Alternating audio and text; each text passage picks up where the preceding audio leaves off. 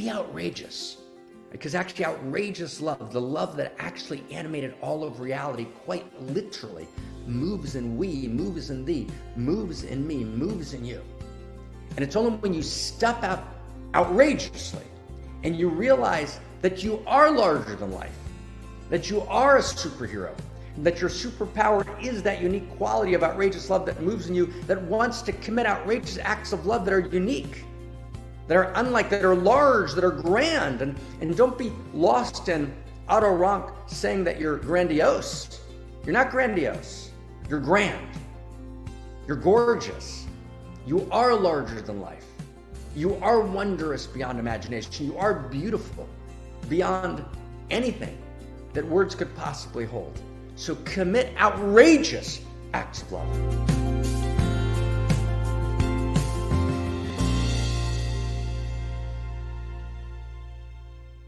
We stepped in last week, into a large field, a big view of where we are and what we're doing here together. And this is not a classical podcast. It's not a classical space of intellectual ferment. It's a place of heart, body, and mind together. It's a place where we have a specific intention. And what I'm here to do just at the beginning is just to set our intention. And our intention is to step into the fullness of this moment in time, to refuse to look away, to actually acknowledge and recognize and face full on the particular quality of metacrisis, which characterizes the deepest truth of this moment in humanity. And metacrisis means the possibility of catastrophic risk, which is suffering for billions of human beings. It characterizes not only catastrophic risk, but existential risk, which is the end of human beings, the death of humanity. Metacrisis is not only, however, the death of humanity, it's the death of our humanity. Two kinds of existential risk. The death of humanity, actually there won't be human beings. That the genuine possibility that we will generate through widely distributed exponential technology, weaponized in multiple forms, coupled with a list of other very serious existential risks, will generate the end of humanity. But the second possible existential risk is, in order to respond to existential risk through various modes of surveillance, various modes of top-down command and control, closed societies, will actually generate the death of our humanity, in which the human being, as a free, creative, unique expression of personhood, that human being, as we recognize him or her, won't exist anymore. Humanism will have died, and it will be replaced by a top-down totalitarianism mediated through the nervous system of the planet, which is the structures of the planetary stack, particularly the internet, and the structures of that internet will become totalitarian. You know, already today in the social credit system in China, there's actually a monitoring of where you are, who you're actually near, what your social credit score is, what the social credit score is of the people that you're in proximity to. And all of that information is constantly fed into machine intelligence that then evaluates whether you should be able to buy food and how much food, that's where it's going, whether you'll be admitted to a university, whether you can get a job. So how you respond in China, and China's just up-leveling the system, how you respond politically, how you respond socially, right, to various issues affects your social credit score. Your social credit score is also affected by the people that you associate and affiliate with. And that then comes together to evaluate who you are and then to decide through the network whether actually you deserve a job or whether you deserve forms of insurance or whether you deserve certain kinds of medical help. That's nascent in China, but it's being up-leveled all the time now and used for utter brutality. And paradoxically, in the United States, in Western Europe, a similar form, right, of social credit system is developing, although not organized by the top-down closed society, but actually a self-organizing kind of division of society into polarized groups, which create in society a kind of shocking, horrific, downward pull towards the most vicious and the most negative and the most polarization. It's not yet organized in this social credit system, although there are multiple vectors that are moving in this direction, as a book by Brett Fleischman called Reengineering Humanity out of Cambridge University Press kind of outlined in 2018. These are descriptions, potential visions of the death of our humanity. Now, what we're understanding here at One Mountain, Many Paths is that actually it doesn't need to go this way. That actually we can face the meta crisis, and by facing it, by internalizing it, by knowing it, by understanding it, by deconstructing it, we can actually understand its root causes. We can see beneath the headlines. We can see through the enormous confusion, right, in the daily news, and actually understand that there's certain very fundamental, structural, essential things happening that are cause for the breakdown.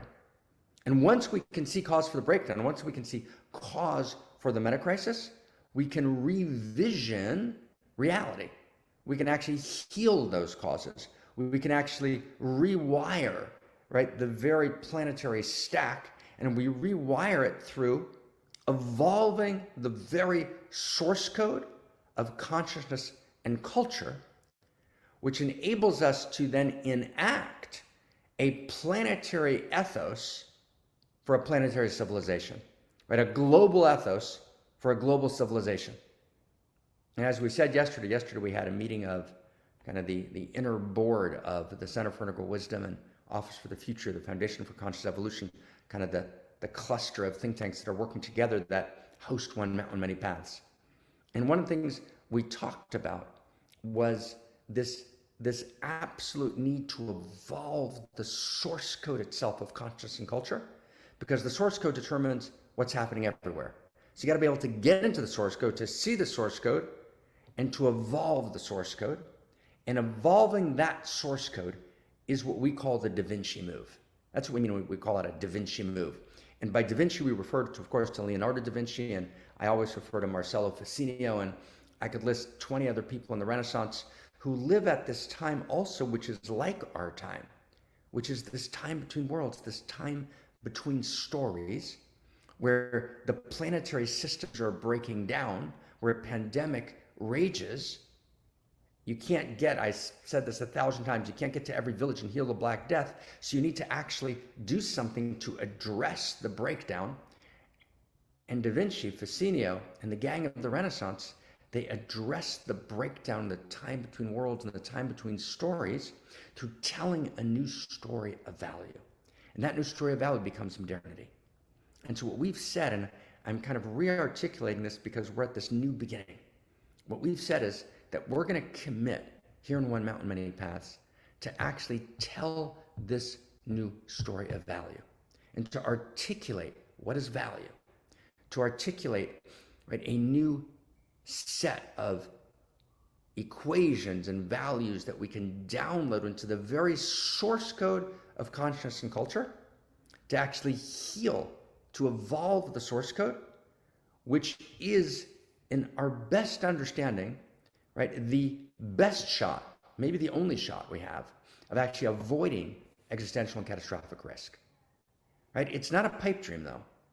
It's completely possible. See, the only thing that is unchanging in the world is that it always changes. It never remains the same. And what we want to do is we want to actually be able to ride that great horse of change and actually find our way and set a course by actually entering the very source code of reality itself and rewriting that source code, right? Reauthoring the human story, which is, of course, what human beings have always done. But this time, we need to do it. We need to do it consciously. We need to understand that we're in the Anthropocene. We're in the world in which human beings determine the future of evolution. We need to move from unconscious evolution to conscious evolution. Conscious evolution is the realization that the entire evolutionary process is awake and alive in us. And we can move to this place in which we can actually assume the gravitas of our power. And our power actually is to create a future or to not have a future. We have the powers of ancient gods, but we need a new story equal to our power. And that new story of conscious evolution, is what we're calling the story of CosmoErotic Humanism. And CosmoErotic Humanism is the new story of value rooted in first principles and first values. And I repeat some version of this at the beginning of every week, not to give you new information, not for information, but for invocation. We're invoking the conversation. This is a unique conversation. It's the Renaissance conversation. We're in Florence. We're at a much more dangerous time, exponentially more dangerous, because of exponential technologies, because of a world in which infotech unites and interdigitates the entire planet. So exponential technologies in an interdigitated planet of infotech and nanotech and biotech, when you put all those together, you have the capacity both for a utopia that's unimaginable and for the end of humanity.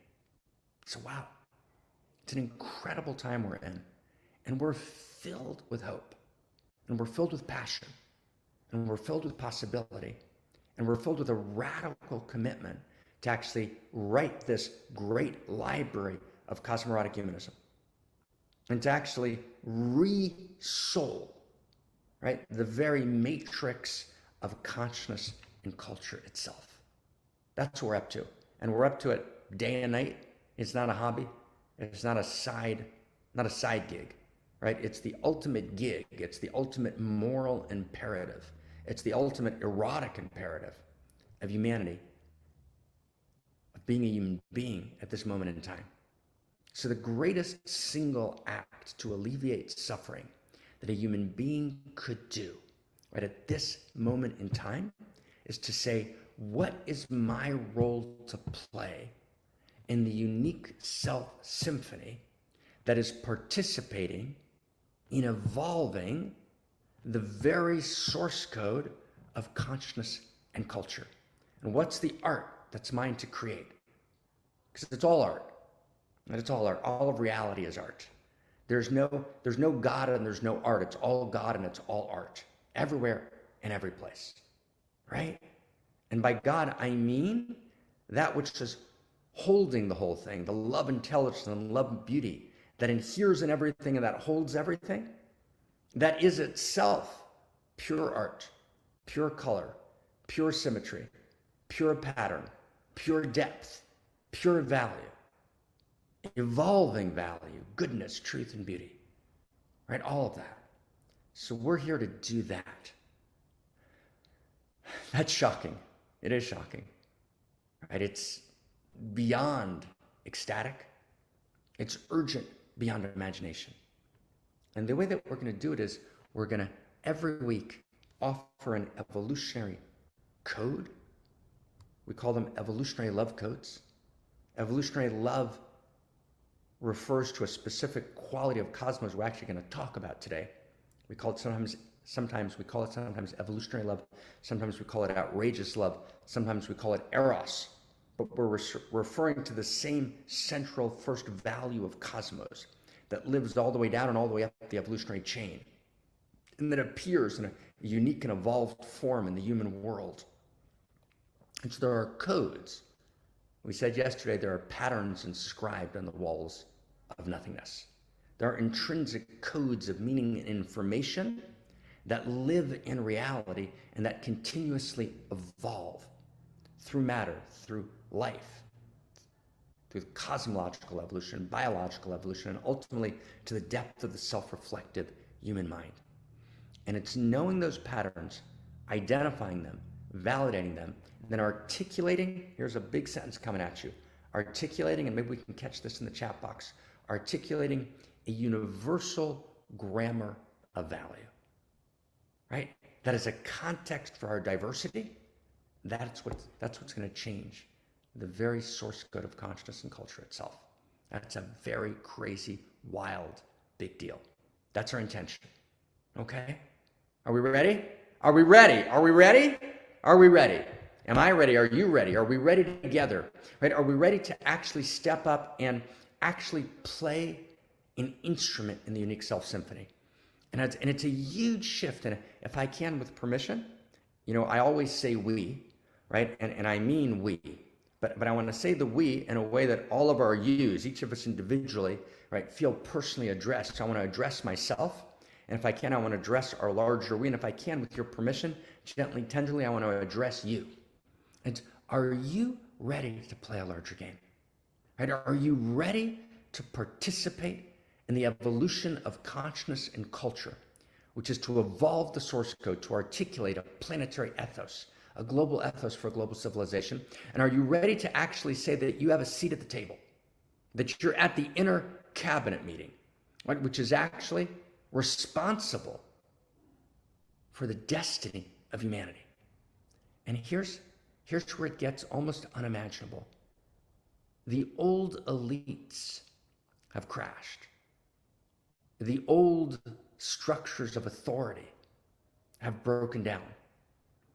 And the new authority is going to come from those who are willing to take responsibility, to author the new story, not to make it up, but to do the deepest research, the deepest study, the deepest contemplation, the deepest practice, right? To integrate from the leading edge wisdom streams across space and time, and to articulate this vision, this new source code, this shared grammar of value.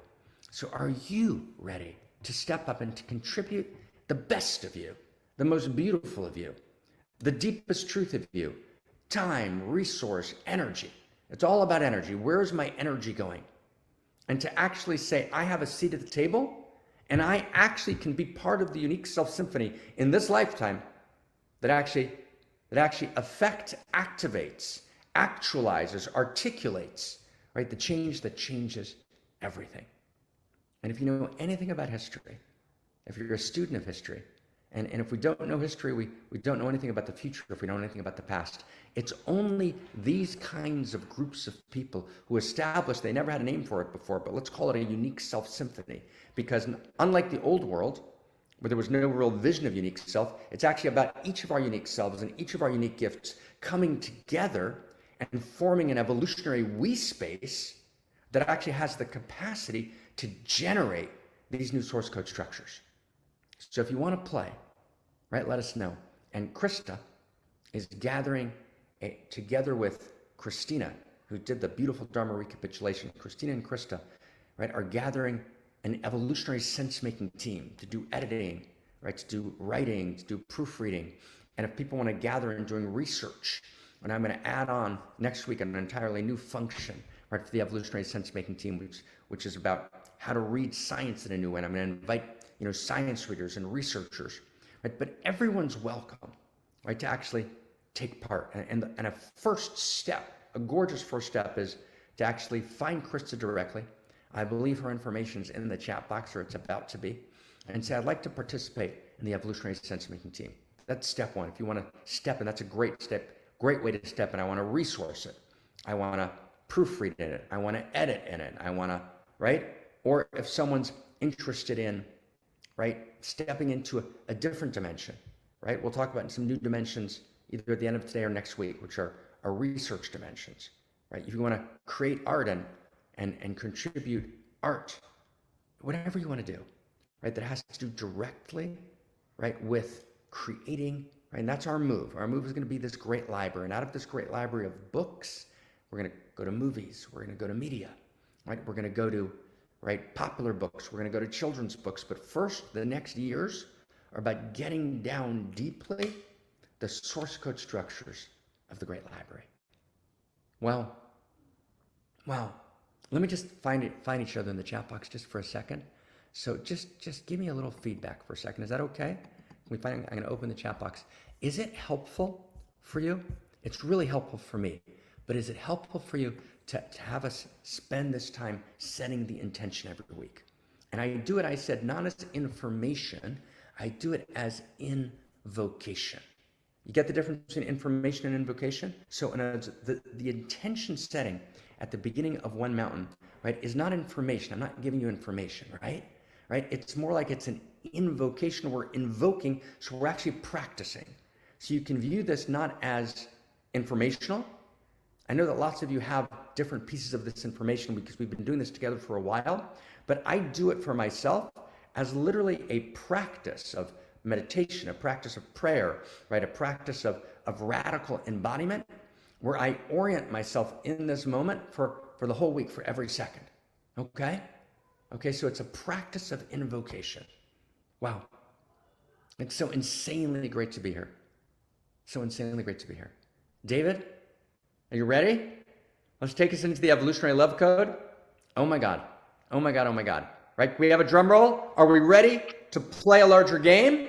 Yes. Are we ready to participate in the evolution of love and to articulate the evolutionary love codes that are the ground of the new story, the new human and the new humanity that responds to the meta crisis with an articulation of the new human possibility? David, take us inside. Code for this week. Here we go. Yes. So here's this week's evolutionary love code.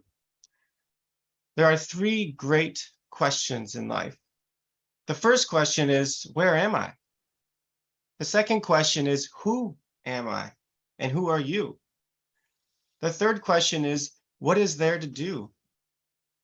The response to these three great questions is the source of all joy, all power, all eros, all creativity, all goodness, all truth, and all beauty.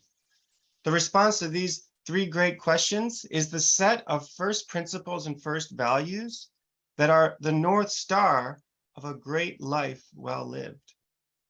We call these three questions the three great questions of CosmoErotic Humanism. CosmoErotic Humanism is the story of the new human and the new humanity. CosmoErotic Humanism is the expression of what may be the most potent and powerful self-understanding that humanity has ever been able to articulate. And with that, I turn my word back to you, Dr. Marc. Thank you, David. Oh my God. Are we ready? Okay, so we're going to play. And before we play, we just have to, oh my God, we just have to sing for a second. We just need to chant for a second, just to kind of like go in even deeper, open up the space even deeper. That's a gorgeous code. David, right, kind of resonated for us. And what we want to do in these next few minutes is actually address those three questions in a kind of huge, kind of meta way, get very specific. We get a sense of what that actually means. We're going to go 10 steps. And then we're going to go back next week and the week after and the week after, and we're going to plunge into the poetry, the eros, the story, the science that underlies, right? But first I want to give just kind of a glimpse, right, of a set of evolutionary source code principles, right, which respond directly to these great questions of cosmoerotic humanism. But before we do that, we just need to chant for a second, okay? Just to find each other. Is that okay? Okay. Okay, just welcome everyone. Welcome, welcome, welcome, welcome. Cha. Cha.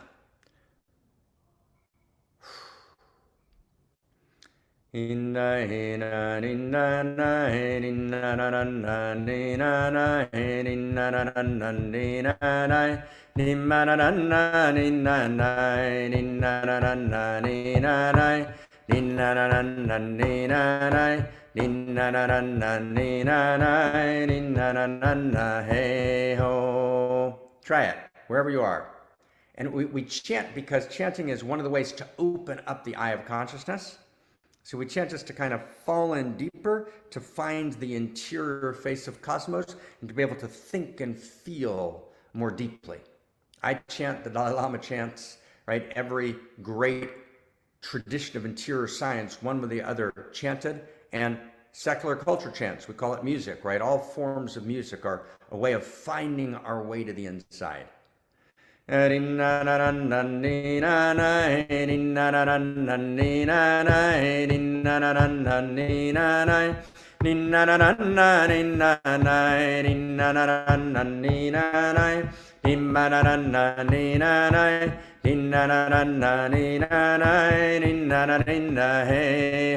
ho,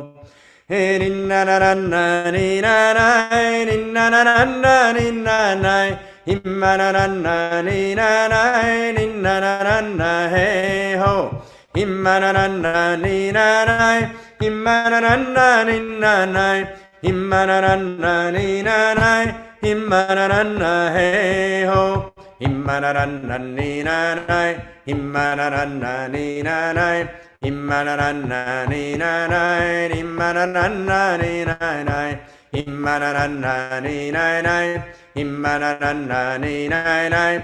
Himmanana ni na na ni na na na hey ho. Himmanana ni na na, Himmanana ni na na, Himmanana ni na na, Himmanana hey ho.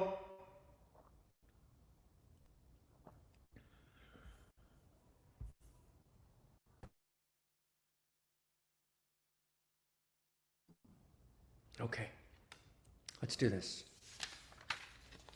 10 steps.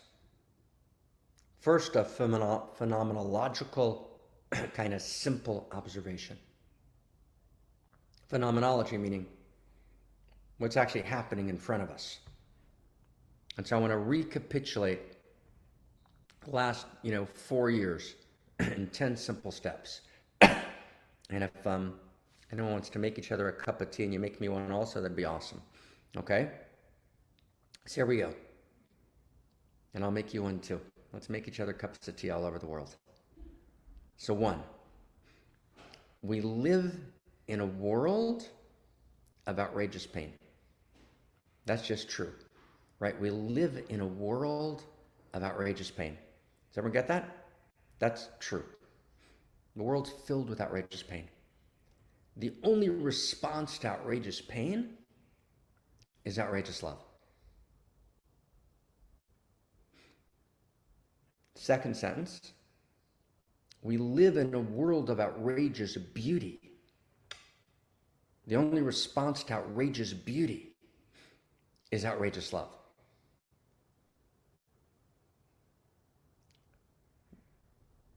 Now, both of those are true. And we can't look away from the pain, and we can't look away from the beauty.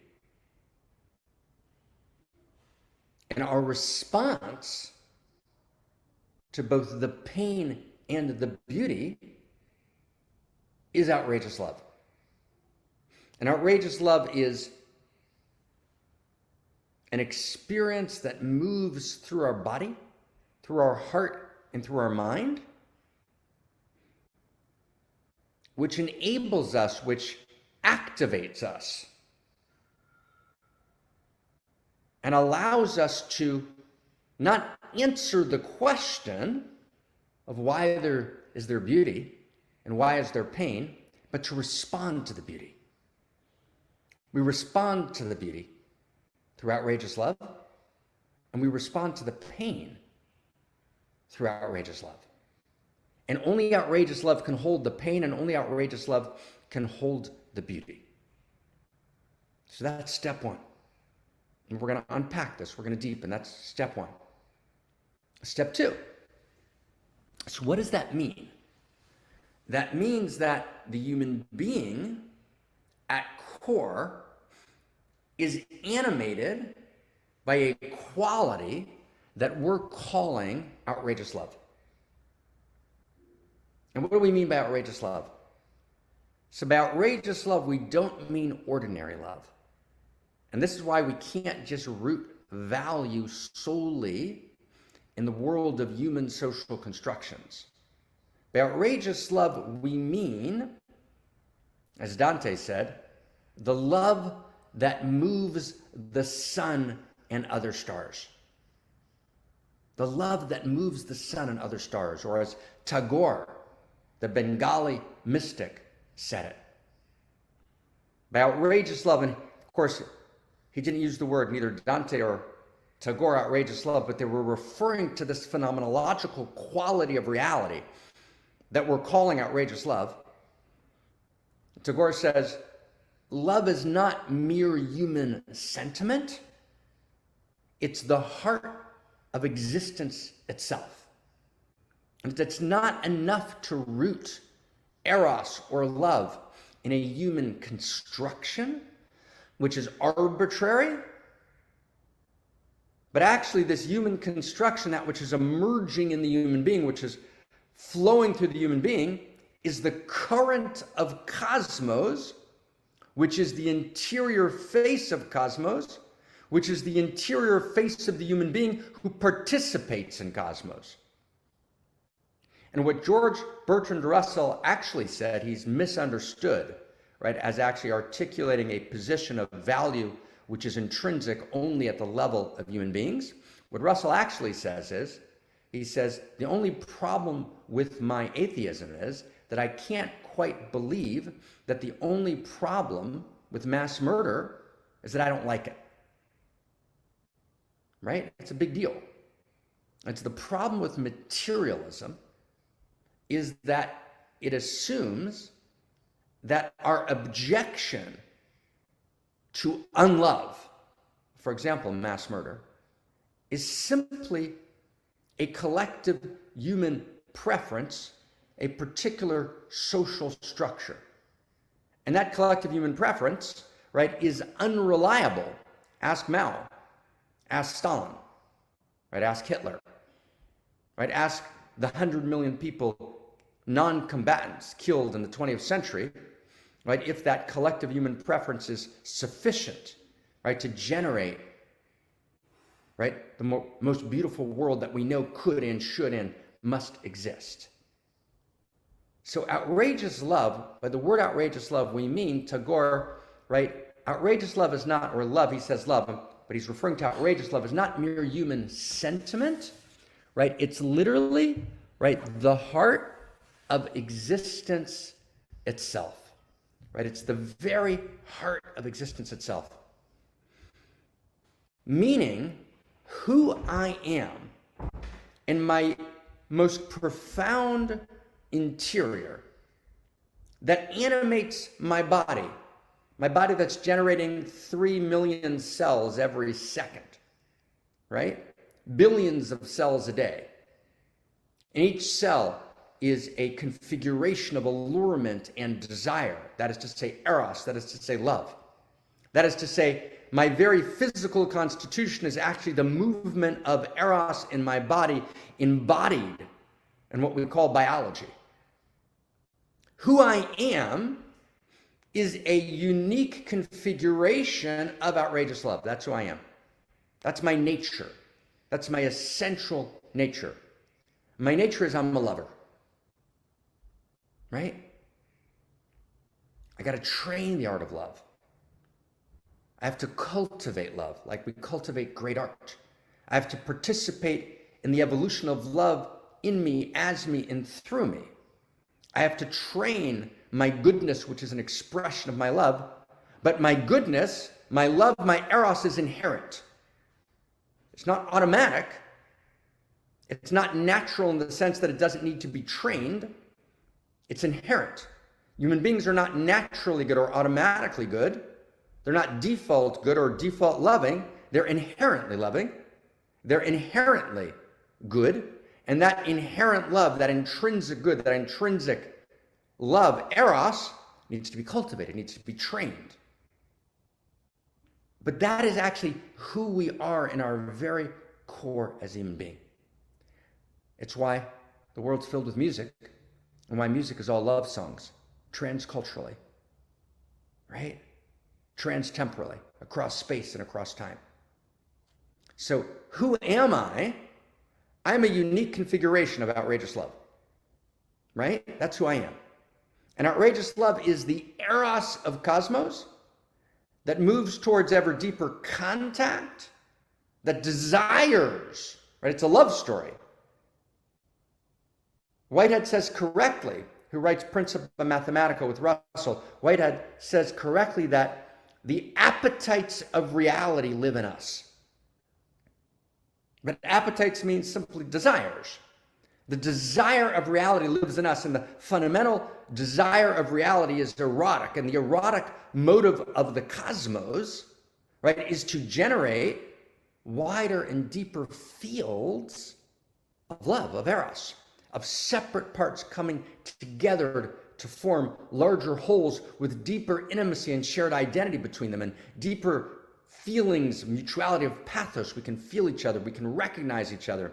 We have mutuality of purpose, right? That's the intimacy that's generated from loving, right? And so Eros moves towards separate parts becoming larger wholes. Eros is outrageous love. Eros moves towards deeper intimacies. And intimacies, in our intimacy formulation, intimacy is, right, shared identity in the context of otherness, plus mutuality of recognition. We recognize each other. Mutuality of pathos. We feel each other. Mutuality of value. There's a shared field of value, and mutuality of purpose. We have shared purpose, shared direction, shared telos. Right? That begins at the subatomic level, and it moves all the way through the cellular level, all the way through the level of organism, and all the way up the evolutionary chain.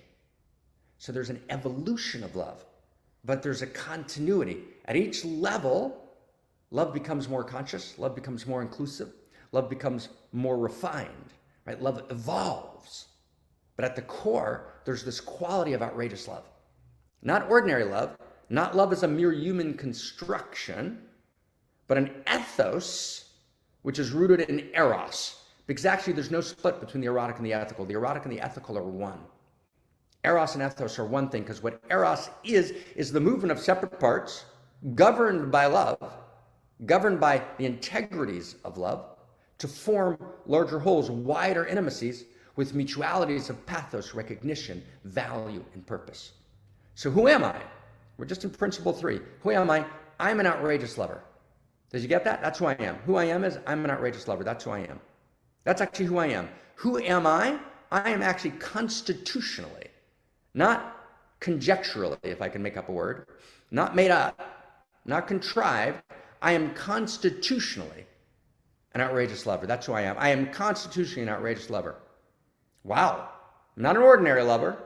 I don't love according to the particular sentiment of my time. I'm called to something which is deeper than my time. And that is this shared quality of Eros that's lived through all time, that lives in me. Right? Wow.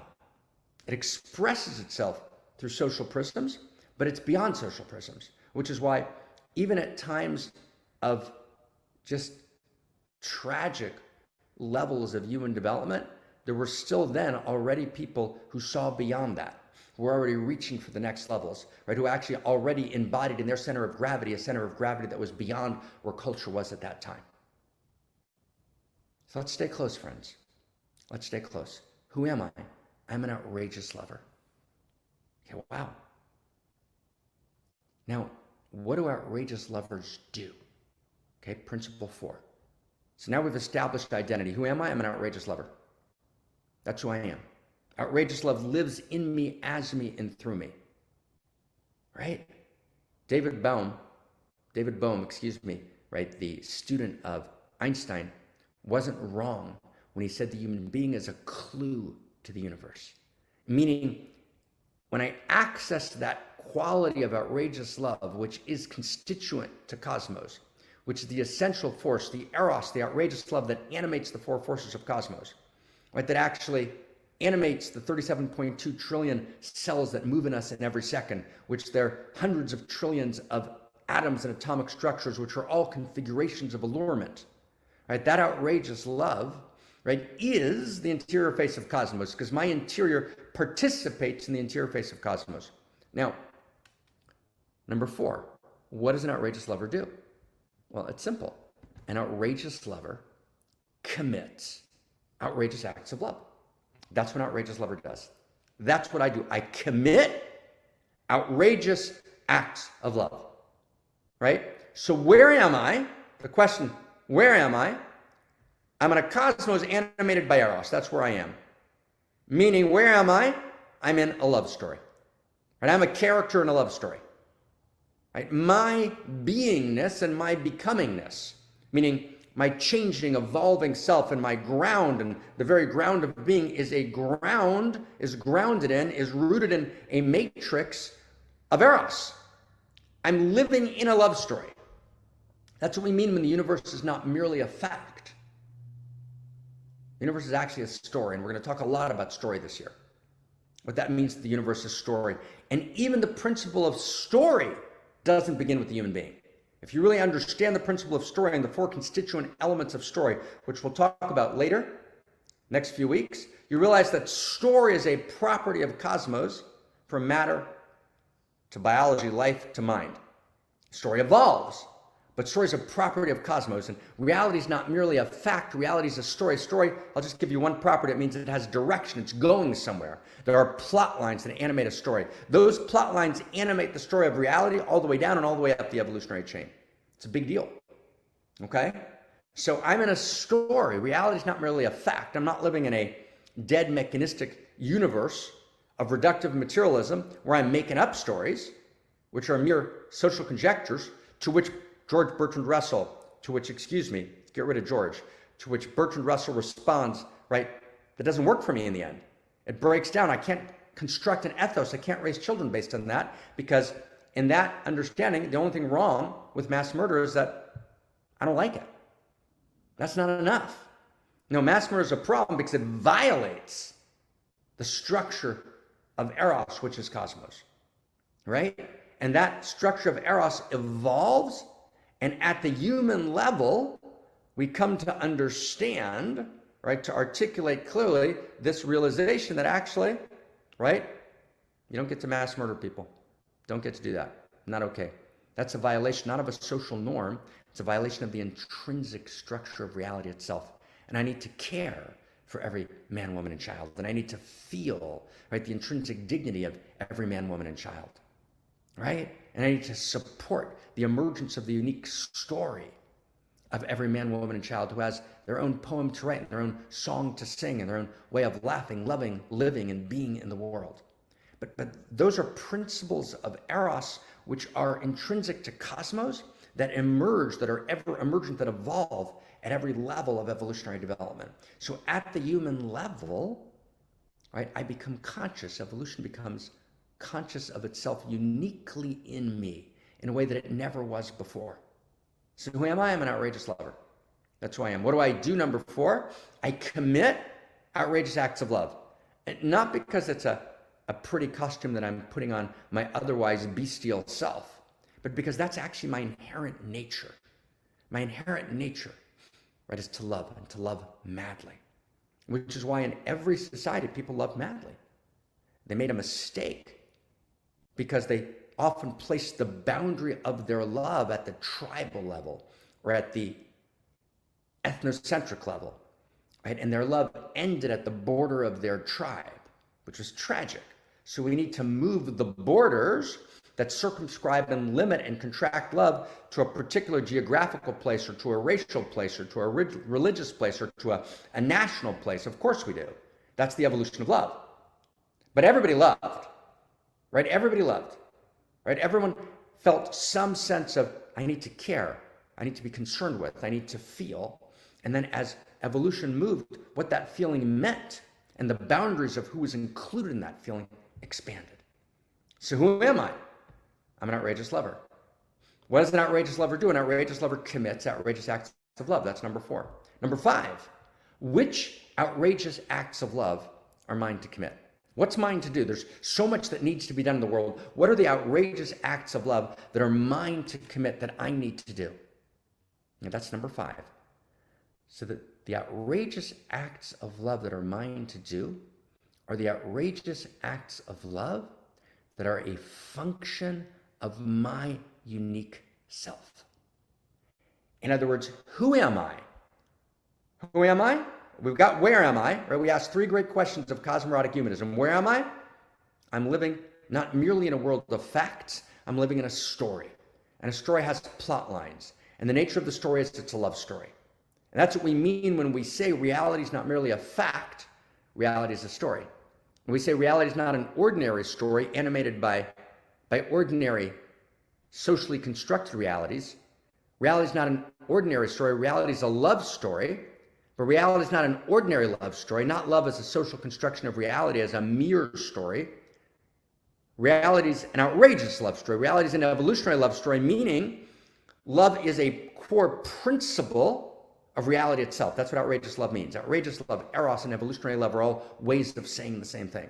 So see if we can get this together, because this is absolutely core. Reality is not merely a fact, reality is a story, right? And the story matters. So science says reality is just a fact. That's true. Reality is a series of facts, and science is doing an incredibly gorgeous job at unpacking those facts, but science is doing more. Science is also sensing, if it admits its own enterprise to itself, patterns in cosmos, patterns written on the walls of nothingness. Reality is not merely a fact, reality is a story. And the story is not just a story about getting to the next world, which is what religion said in response to the old sciences. No. In CosmoErotic Humanism, we're actually articulating a new universe story that integrates the best of the sciences, but also the best of the interior sciences, the notion that there's telos, that it's going somewhere. Reality is not merely a fact, reality is a story. Reality is not an ordinary story, reality is a love story. Reality is not an ordinary love story, reality is an outrageous love story. It's an erotic love story. Reality is an evolutionary love story. And then my story is unique. My story is not extra. The very definition of it being my story is unique. My story is not merely my victim story, which is the common story that we all share in common, although we're all victims in unique ways as well. But my story is actually, I'm a player, right? I'm actually an actor. I actually have a unique set of lines, right? That's what Whitman meant when he said, contribute your verse, right? You got to contribute your verse.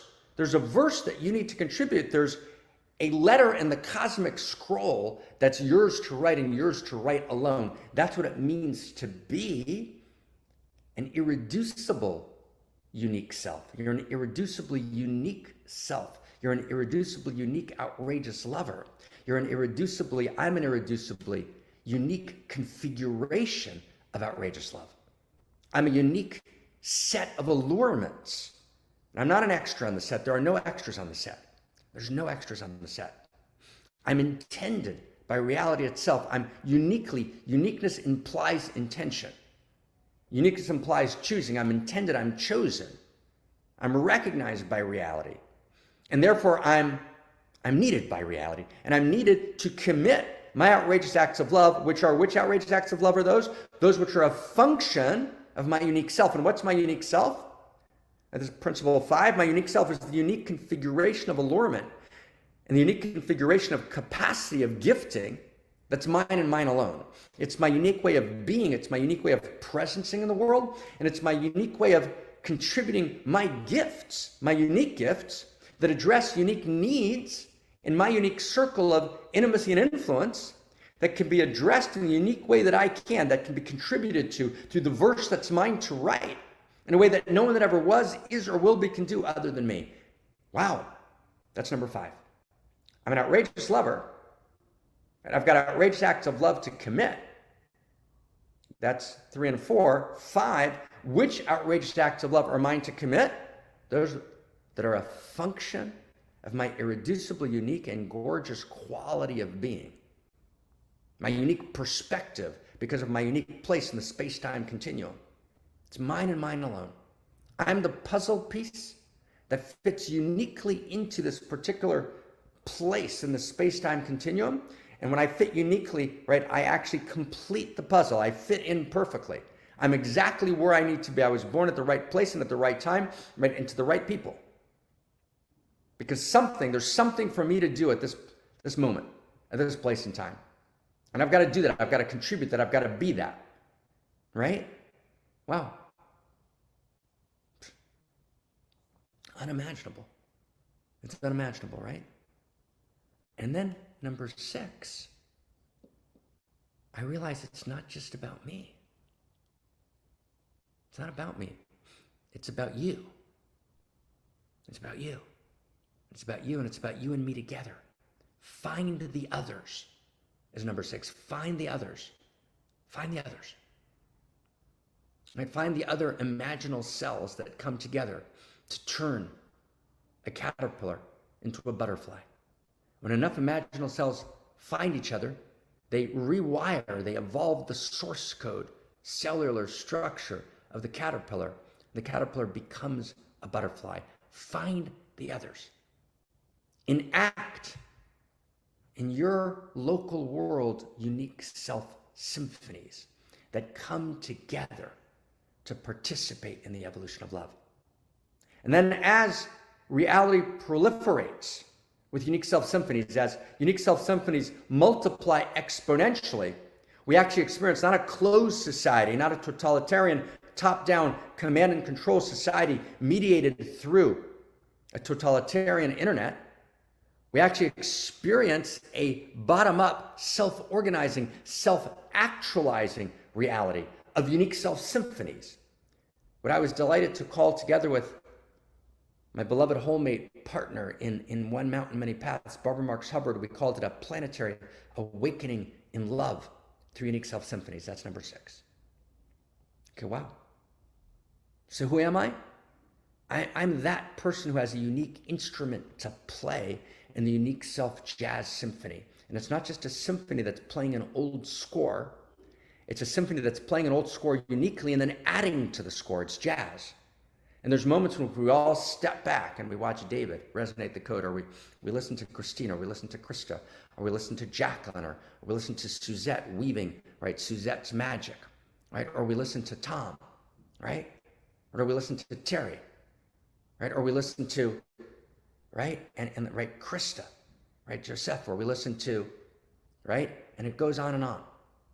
Right? We each have this instrument to play in the unique self-symphony. We don't play it by ourselves. We're not autistic. We listen to Benjamin, right? We're not autistic. We actually listen into the symphony and we say, at this moment in time, what is the unique need that reality needs from me? It's not just about my artistic expression or what I want to create. We listen to Zohar, right? We listen to what's the unique need, right? Unique self is not just my creativity, right? People post about the internet always about one thing themselves.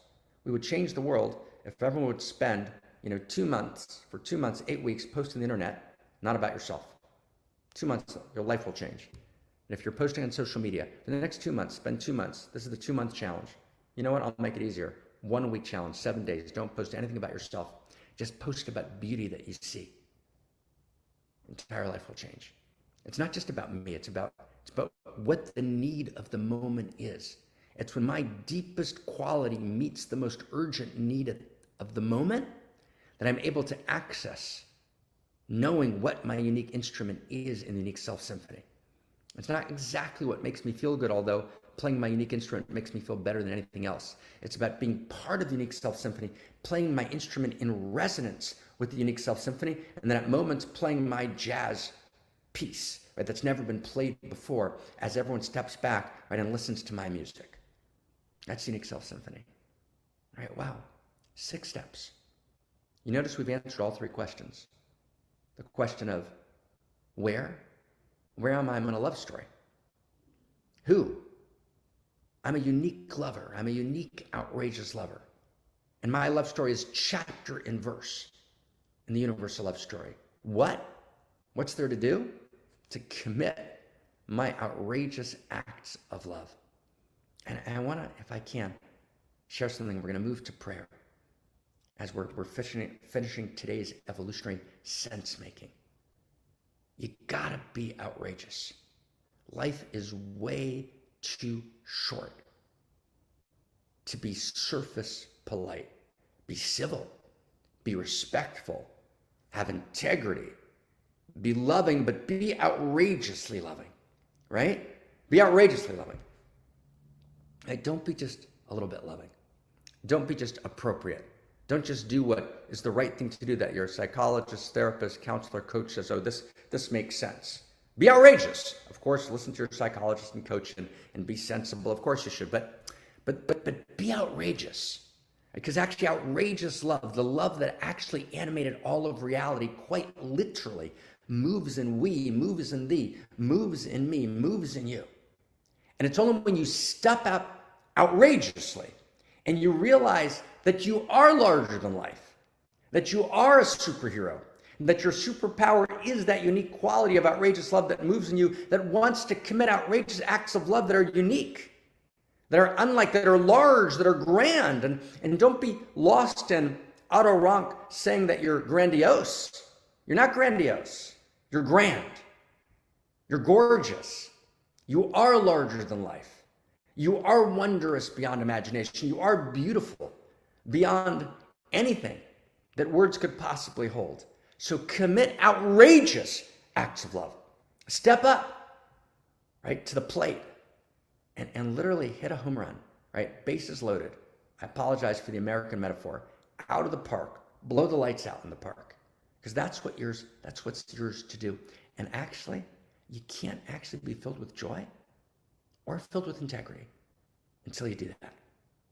Now, there's no person in the world who can tell you exactly what your outrageous act of love is to commit. You can be guided, you can get input, right? You can access voices that see you, you can get reflections of who you are from other people, right? But in the end, you've got to listen not to the surface voice, to a voice that's so beneath the surface, that lives on the inside of you, right? That voice that actually participates in the field of outrageous love. That's your outrageous love. You can hear it sometimes in the middle of the night. You can hear it when you're deep in nature. You can hear it when you're deep in the creation of art of any form. You can hear it when you allow the quieting of the vagaries of the ego seeking to soothe itself from the slings and arrows of outrageous misfortune. Outrageous misfortune is responded to through outrageous love and inspired by outrageous beauty. Wow. So when we pray, we turn to the infinity of intimacy and we say, oh my God, blow me open. Let me be outrageous love. Let me be your verb. Let me be your dangling modifier. Let me be your noun. Let me be your sentence structure. Let me be your art. Let me be your painting. Right? I know that you are outrageous love through me. So guide me, open me, love me, caress me, kiss me.